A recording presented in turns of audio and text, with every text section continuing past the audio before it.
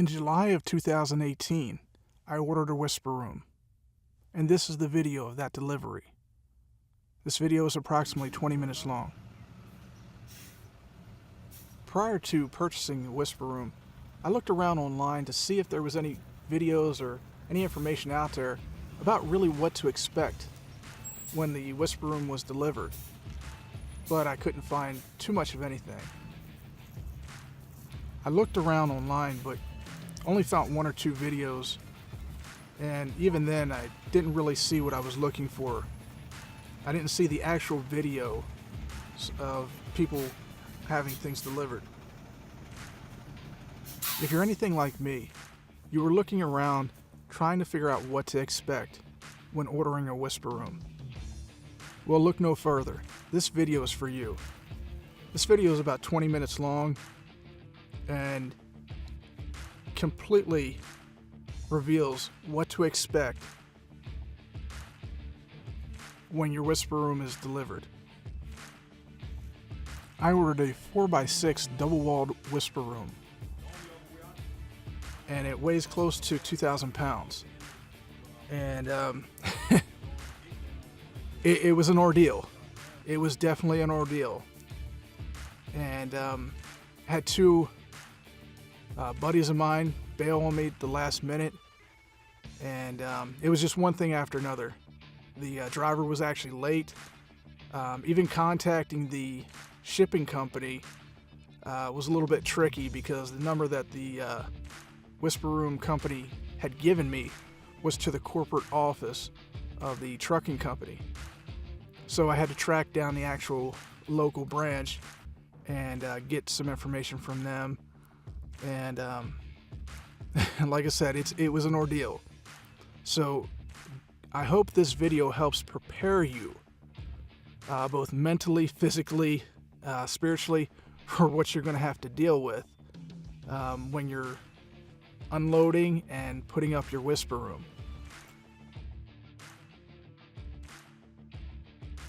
Later, I'll go and put together a video of some pictures of all the boxes and things once I had brought it into the house, and then again the stages of me building the actual whisper room up from the ground up. Again, this is the double-walled whisper room, and it's no joke, and it's big, it's awkward, and when you're doing it by yourself, good luck. You know, I'm a pretty strong guy, but I mean, I was blown out by the end of this. I was completely worn out, and I still had to get it inside the house. So, you know, I am so thankful to my anonymous driver who did give me a hand. I appreciate him beyond what I can express in words. So, I mean, without him, I wouldn't have been able to even get it off the truck. You know, it's right here. We got the pallet getting stuck, you know, the jack getting stuck. It was just one thing after another, and it was brutal. I mean, don't get it twisted. It was brutal, and you know, you're seeing right here real life. You don't know what you're going to have to deal with. Definitely have about 3 or 4 people. Like I said, I had 2 buddies, 2 close friends, bail on me at the last minute. And, you know, part of that has to do with the way that the shipping is, because they couldn't give me a concrete day or time, at least initially, for me to plan out in advance. So keep that in mind. I mean, you know, it would almost make sense to have somebody on retainer and pay them, you know, a couple bucks to help you out. But I mean, you know, if you can, try to plan it for a Saturday, you know, because this got delivered during the day, and you know, unless people are taking off for work, it ain't happening. You know, and most of the guys that I know, they need to get to work, they need to support their families, things like that, so they can't really take off for work. I mean, you know, I had one buddy who was going into work late, another buddy who said he could do it. Again, the one guy didn't even you know, I sent him the information about what I needed to do in regards to the actual itemized list, and he didn't even show up. He didn't even contact me after that. I'm like, what's going on? But it's all good, man. Like, but you really need to know what you're getting into, and I really hope this video opens up your eyes as to what you can realistically expect. You know, having a whisper room it's incredible. It's really, in my opinion, necessary if you're trying to be a professional voice talent. You know, I live in between two major highways, you know, 95 and 695. And I get a lot of low frequencies coming through. And without this whisper room, it's just not going to happen. I tried 3 or 4 different other ways to develop and create a recording studio. Tried the closet, tried the basement.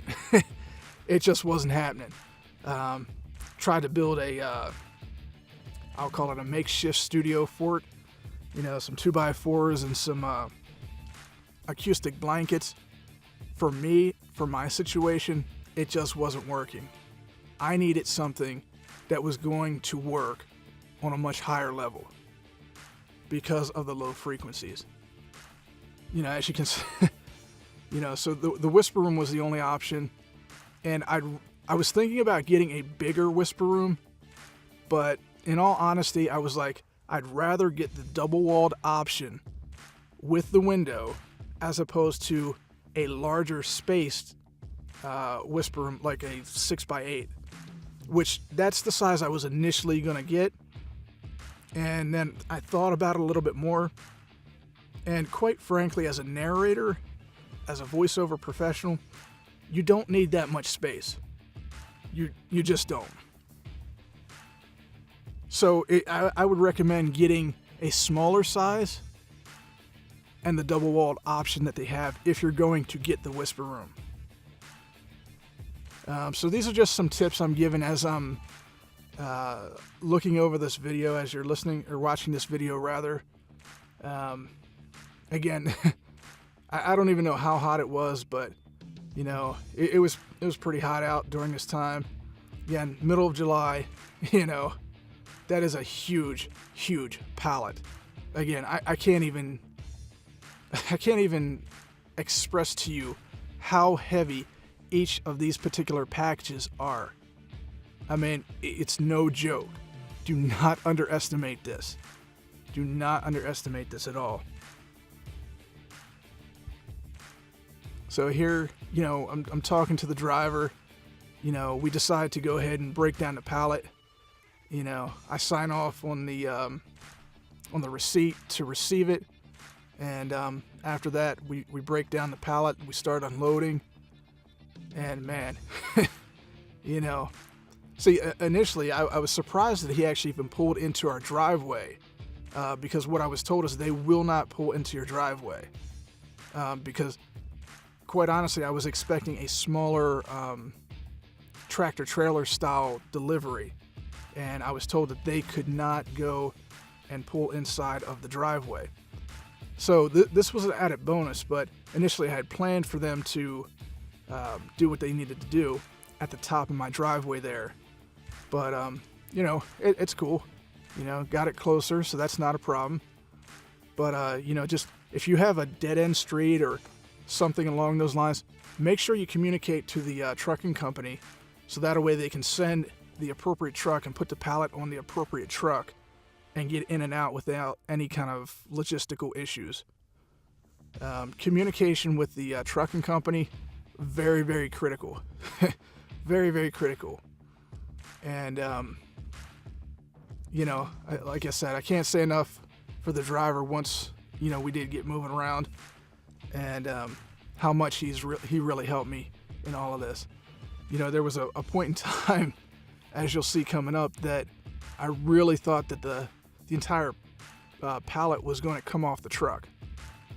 And man, you know, that would have made the day even worse.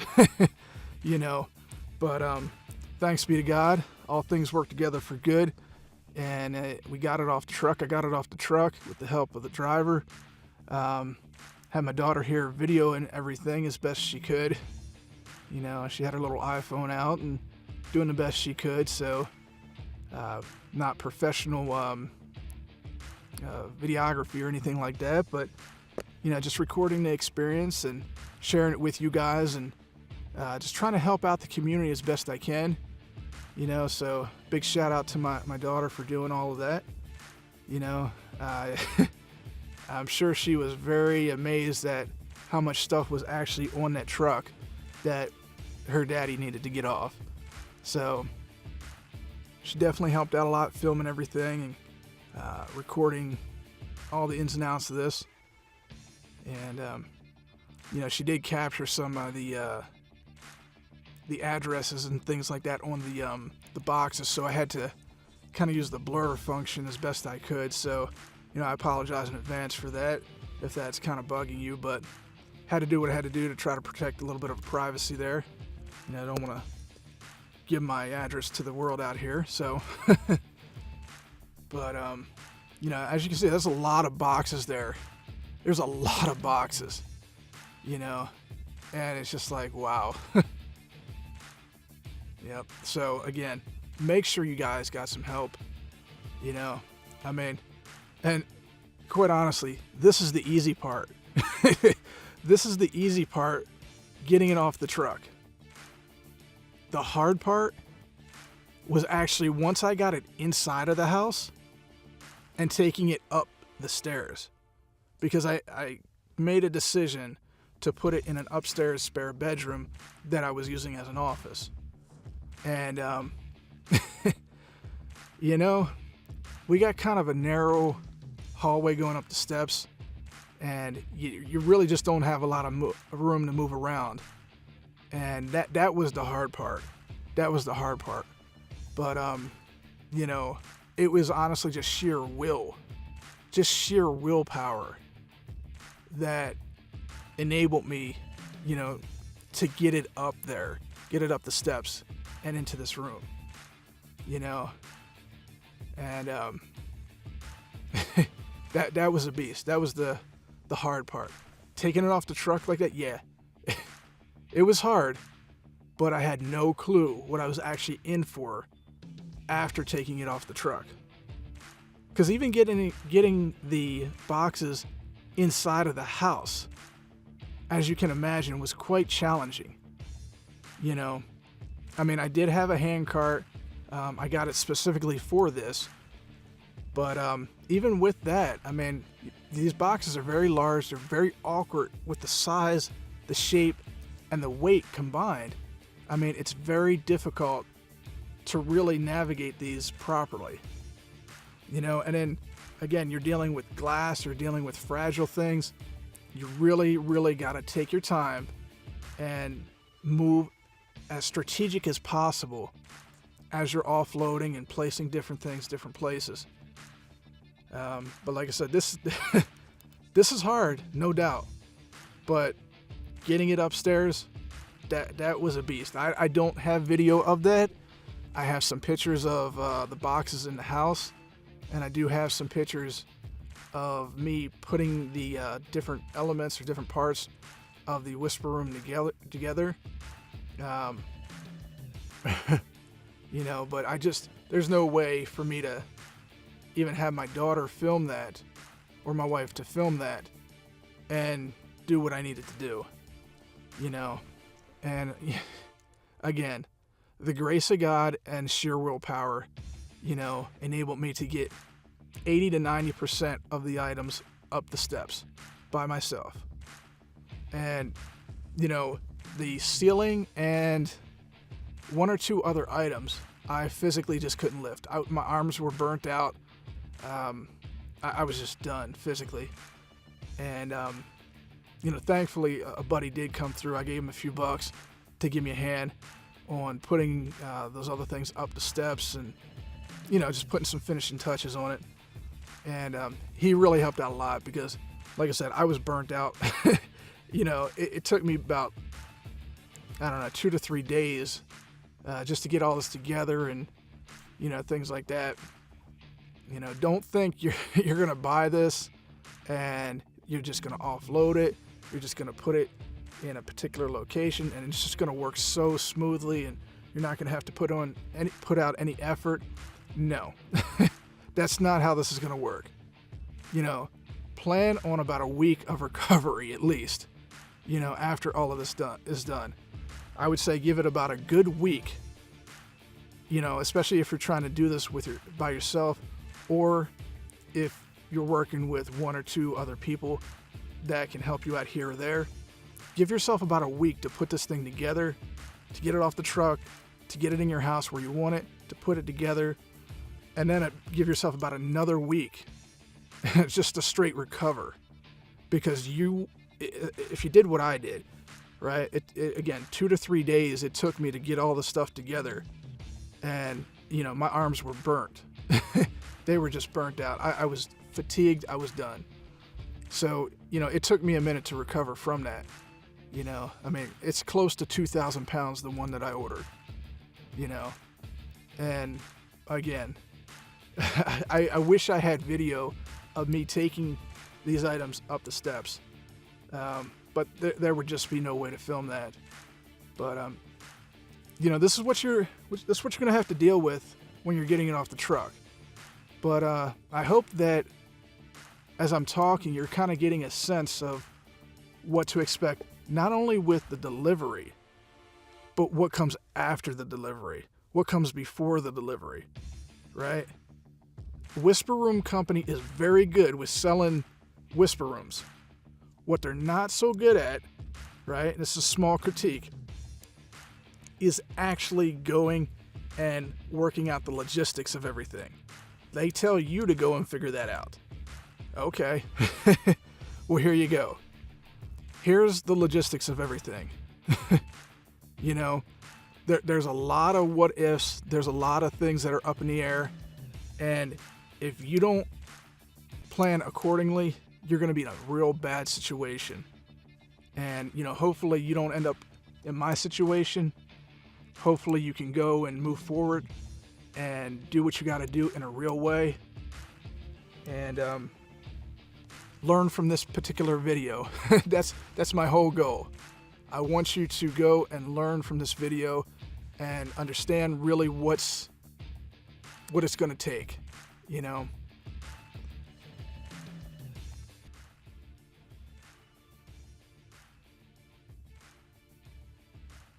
Again, if you have any questions, you have any concerns, go ahead and feel free to leave your comments, questions, concerns in the comments below.